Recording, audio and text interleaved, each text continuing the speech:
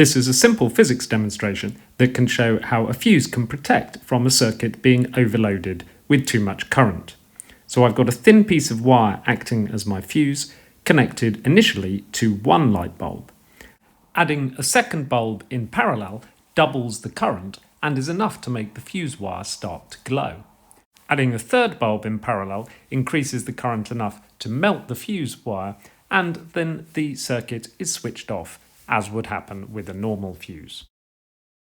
Looking at the thin wire in close-up, we see when the first bulb is connected that the wire gets warm enough to expand a little bit, and when we put the second bulb in parallel, the current is large enough to make the wire glow, and adding the third bulb in parallel makes the current large enough to quickly melt the wire.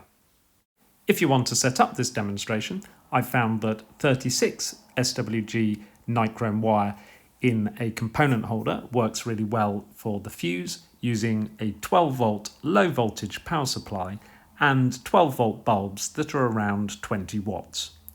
Nichrome wire works well for the demonstration because it takes a while to warm up and melt, but a real fuse wire would be chosen so that it would melt as quickly as possible once the current rating was exceeded. Anyone near the wire should wear safety goggles because of the small danger of the molten metal going in their eye.